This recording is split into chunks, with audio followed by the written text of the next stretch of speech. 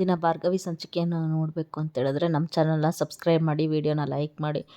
ಅರ್ಜುನು ಸಂಧ್ಯಾ ಸಂಧ್ಯಾ ಅಂತ ಬಂದಿರೋ ಹುಡುಗಿ ರಮ್ಯಾ ಅಂತ ಗೊತ್ತಾದ ತಕ್ಷಣ ಕೋರ್ಟಲ್ಲಿ ಎಲ್ರೂ ಆಗ ಅರ್ಜುನು ಈ ಕೇಸು ಭಾರ್ಗವಿ ಅವರದ್ದಾಗಿರೋದ್ರಿಂದ ಅವರೇ ಇದನ್ನು ಮುಂದುವರಿಸ್ಬೇಕು ಅಂತೇಳಿ ಭಾರ್ಗವಿಗೆ ಕೋರ್ಟ್ ತೆಗೆದುಕೊಡ್ತಾರೆ. ಆಗ ಏನು ಮಾಡ್ತಾರೆ ಅಂದರೆ ಭಾರ್ಗವಿಗೆ ಖುಷಿ ಆಗುತ್ತೆ.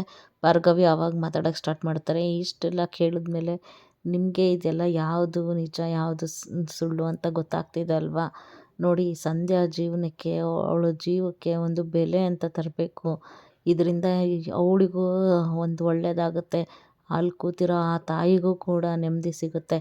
ಇದರಿಂದ ಅವ್ರ ಮಗಳು ಎಷ್ಟು ಕಷ್ಟ ಅನುಭವಿಸಿದ್ದಾಳೆ, ಎಷ್ಟು ಹಿಂಸೆ ಪಟ್ಟಿದ್ದಾಳೆ ಅಂತ ಗೊತ್ತಾಗಿದೆ ಅಲ್ವಾ.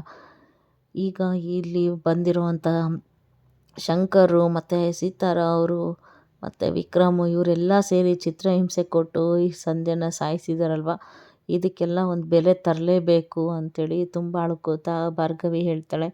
ಭಾರ್ಗವಿಗೆ ಗೊತ್ತಾಗಿ ಎಲ್ಲ ನ್ಯಾಯಾಧೀಶರು ಕೂಡ ಈ ಕೋರ್ಟಿಂದ ಹೇಳೋದೇನು ಅಂತ ಹೇಳಿದ್ರೆ, ನ್ಯಾಯಾಲಯ ಏನು ಹೇಳೋದು ಅಂತ ಹೇಳಿದ್ರೆ, ಇದನ್ನು ಸಂಧ್ಯಾ ಅಂತ ಹೇಳ್ಕೊಂಬಂದಿರೋ ರಮ್ಯಾಗೆ 10,000 ದಂಡವನ್ನು ವಿಧಿಸಲಾಗಿದೆ ಮತ್ತು ಇದು ಶಂಕರ್ ಅವ್ರಿಗೂ ಮತ್ತು ಸೀತಾರ ಅವರಿಗೆ ಜೀವಾವಧಿ ಶಿಕ್ಷೆಯನ್ನು ವಿಧಿಸಲಾಗಿದೆ ಅಂತೇಳಿ ಕೋರ್ಟಲ್ಲಿ ನ್ಯಾಯಾಧೀಶರು ನ್ಯಾಯನ ಒದಗಿಸ್ತಾರೆ. ಆಗ ಕೋರ್ಟಿಂದ ಇಷ್ಟೆಲ್ಲ ಆಗಿದೆ ಅಂತೇಳಿ ಗೊತ್ತಾದಮೇಲೆ ಎಲ್ಲರಿಗೂ ತುಂಬ ಖುಷಿ ಆಗುತ್ತೆ.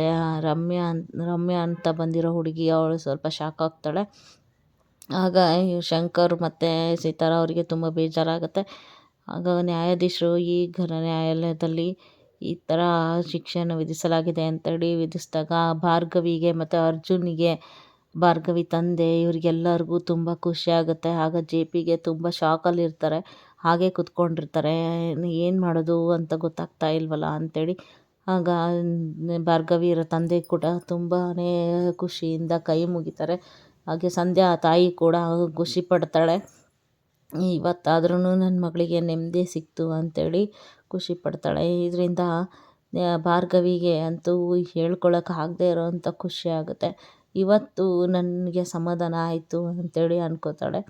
ಈ ಕಡೆ ಅರ್ಜುನು ಮತ್ತು ಭಾರ್ಗವಿ ಅವರೆಲ್ಲರೂ ಹೊರಗಡೆ ಹೋಗ್ತಾರೆ. ಹೊರಗಡೆ ಹೋದ್ಮೇಲೆ ಸೀತಾರ ಮತ್ತು ಇವರು ಶಂಕರು ಅವರು ಎಲ್ಲರನ್ನೂ ಕರ್ಕೊಂಡು ಹೋಗ್ತಾ ಇರ್ಬೇಕಾರೆ ಪೊಲೀಸು ಇವ್ರನ್ನ ಕರ್ಕೊಂಡೋಗಿ ಅಂತ ಹೇಳಿದಾಗ, ಆಗ ಶಕ್ತಿಯವರು ಮತ್ತು ಭಾರ್ಗವಿಗೆ ಹೇಳ್ತಾರೆ, ಭಾರ್ಗವಿ ಹೀಗೆ ಸೋತೆ ಅಂತೇಳಿ ನನಗೆ ಅನ್ಕೋಬೇಡ. ನಾನು ರೌಡಿಯಾಗಿರೋ ಅಂಥವನು, ನನ್ನ ರಾಜಕೀಯಕ್ಕೂ ಇರ್ಬೋದು, ಇದರಲ್ಲಿ ಇರ್ಬೋದು.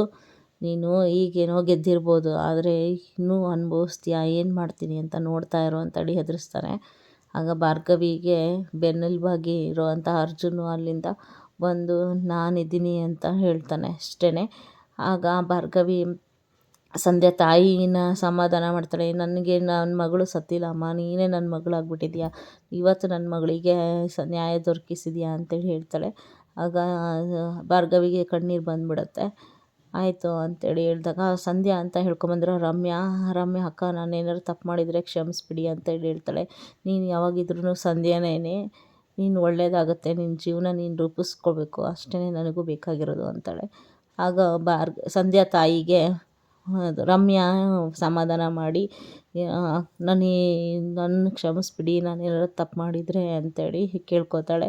ಎಲ್ಲರೂ ಬಂದು ಭಾರ್ಗವಿಗೆ ತುಂಬ ಒಳ್ಳೆಯದಾಯಿತು ಅಂತೇಳಿ ವಿಶ್ ಮಾಡ್ತಾ ಇರ್ತಾರೆ.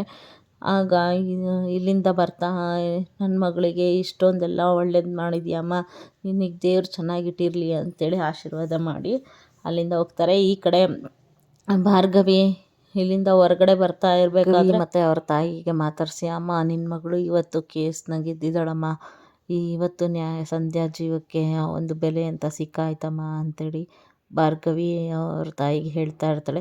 ಈ ಕಡೆ JP ಕೋರ್ಟಿಂದ ಆಚೆ ಬರಬೇಕಾದ್ರೆ ಅವ್ನು ಕೋರ್ಟ್ ಬಿಡುತ್ತೆ, ಅವನ ಆದಂಗೆ ಆಗುತ್ತೆ. ಅಲ್ಲಿ ಜನ ನಿಂತ್ಕೊಂಡು ಬೇರೆ ಲಾಯರ್ಗಳೆಲ್ಲ ಮಾತಾಡ್ತಿರ್ತಾರೆ. ಆಗ JPಗೆ ತುಂಬಾ ಅವಮಾನ ಆದಂಗೆ ಆಗುತ್ತೆ. ನೋಡು, ಎಷ್ಟು ಮೆರಿತಾ ಇದ್ರು, ಈಗ ಗೊತ್ತಾಗ್ತಿದೆ ಇವ್ರಿಗಿಂತ ಜಾಸ್ತಿ ಯಾರೂ ಇಲ್ಲ ಅಂತ ಅಂದ್ಕೊಂಡಿದ್ರು, ಈಗ ಅರ್ಥ ಆಯಿತು ಅಂತ ಅನಿಸುತ್ತೆ ಅಂತ ಹೇಳ್ತಾರೆ. ಆಗ JP ಹೇಳ್ತವನು, ಸರ್ ಯಾಕೆ ಈ ಥರ ಬೇಜಾರು ಮಾಡ್ಕೊತಿದ್ದೀರಾ, ಆಡೋರೆಲ್ಲ ಆಡ್ಕೋತಾನೆ ಇರ್ತಾರೆ ಸರ್, ಅದಕ್ಕೆಲ್ಲ ತಲೆ ಕೆಡಿಸ್ಕೋಬೇಡಿ ಅರ್ಜುನ್ ಸರ್ ತುಂಬ ಒಳ್ಳೆಯವರು, ಭಾರ್ಗವಿ ಕುಮ್ಮಕ್ಕಿಂದ ಈ ಥರ ಮಾಡ್ತಾಯಿದ್ದಾರೆ ಅಂತ ಜೆ ಪಿ ಪಿ ಎ ಹೇಳ್ಕೊತಾನೆ. ಆಗ ಜೆ ಪಿಗೆ ಯಾವುದು ಅಂತ, ಸರ್ ನಾನು ಈ ಥರ ಎಲ್ಲ ಅಂದ್ಕೋಬೇಡಿ, ಏನು ತಪ್ಪು ತಿಳ್ಕೊಬೇಡಿ, ಭಾರ್ಗವಿಯರು ವಾದ ಮಾಡಿದ್ದೆಲ್ಲ ನಿಮಗೇನು ಅನ್ನಿಸ್ತು ಅಂತ. ನಾನು ಈ ಕೋರ್ಟಿಗೆ ಹೊಸ್ದಾಗಿ ಬಂದಂಥ ಜೆ ಪಿನೇ ನೋಡ್ದಂಗೆ ಆಯಿತು, ಫಸ್ಟಿಗೆ ಬಂದಿರೋದು ಜೆ ಪಿ ಥರನೇ ಅನ್ನಿಸ್ತು ಅಂತ ಹೇಳ್ತಾನೆ. ಆಗ ಜೆ ಪಿ, ನನ್ನ ಥರ ಯಾರೂ ಇರಬಾರ್ದು, ನನ್ನ ಲೆವೆಲಿಗೆ ಯಾರೂ ಇರಬಾರ್ದು, ನಾನು ಒಬ್ಬನೇ ಇರಬೇಕು, ಇನ್ನೊಬ್ಬ ಜೆ ಪಿ ಹುಟ್ಕೋಬಾರ್ದು ಅಂಥೇಳಿ ಜೆ ಪಿ ಹೇಳ್ತಾನೆ. ಅಲ್ಲಿಂದ ಜೆ ಪಿ ಹೊರಗಡೆ ಬಂದು ಕಾರಲ್ಲಿ ಕೂತ್ಕೊಂಡು ಬೇಜಾರು ಮಾಡ್ಕೊತಾನೆ. ಈ ಕಡೆ ಬೃಂದ ಮತ್ತು ಅವ್ರ ಚಿಕ್ಕಮ್ಮ ಇಬ್ಬರು ಗೊತ್ತಿಲ್ಲದೇ ಇಬ್ಬರು ಬಂದಿರ್ತಾರೆ. ಇಬ್ಬರು ಒಬ್ರಿಗೊಬ್ರಿಗೆ ಗೊತ್ತಿಲ್ಲದೆ ಈ ಕೋರ್ಟಲ್ಲಿ ಏನಾಯಿತು ಅಂತೇಳಿ ನೋಡೋಕ್ಕೆ ಬಂದಾಗ ಬೃಂದ, ನೀವ್ಯಾಕೆ ಬಂದ್ರಿ, ನೀವು ಹೇಳ್ದೆ ಕೇಳದೆ ಬಂದಿದ್ದೀರಲ್ಲ, ನಾನು ನಮ್ಮ ಭಾವ ಏನಾಗಿದ್ದೆ, ನಮ್ಮ ಭಾವ ಯಾವ ಥರ ಇದನ್ನು ಇಲ್ಲಿ ಕೋರ್ಟಲ್ಲಿ ಗೆಲ್ತಾರೆ ಅಂತ ನೋಡೋದಕ್ಕೆ ಬಂದಿದ್ದೀನಿ ಬೃಂದ ಅಂತ ಹೇಳಿ ಅವ್ರ ಅತ್ತೆ ಹೇಳ್ತಾರೆ. ಆಗ ಹೌದಾ ಅಂತೇಳಿ ಅಲ್ಲಿ ಇಬ್ಬರು ಮಾತಾಡ್ತಾ ಇರ್ಬೇಕಾರೆ ಲಾಯರ್ಗಳು ಅವರು ಇತಿಹಾಸದಲ್ಲೇ ಇದೊಂದು ಇತಿಹಾಸನೇ ಆಯಿತು ಅಂತ ಹೇಳ್ತಾ ಇರ್ತಾರೆ. ಏನಾಯಿತು ಅಂತ ಕೇಳಿದಾಗ ಅವರು ಜೆ ಪಿ ಸರು ಸೋತ್ಬಿಟ್ಟಿದ್ದಾರೆ, ಈ ಭಾರ್ಗವಿಯರು ತುಂಬ ಚೆನ್ನಾಗಿ ವಾದ ಮಾಡಿದ್ರು ಅಂತ ಹೇಳಿದಾಗ, ಏನು ಹೇಳ್ತಿದ್ದೀರಾ ನೀವು, ನಿಜನಾ ಅಂತ ಕೇಳಿದಾಗ ಬೃಂದ ಅವರಿಗೆ, ಹೌದು ನಿಜ ಮೇಡಮ್, ಈ ವಿಷಯನ ಬೃಂದ ಮತ್ತು ಅವ್ರ ಅತ್ತೆ ಇಬ್ಬರು ಕೇಳಿ ತುಂಬ ಶಾಕ್ ಆಗ್ತಾರೆ. ಇದು ಇವತ್ತಿನ ಸಂಚಿಕೆ.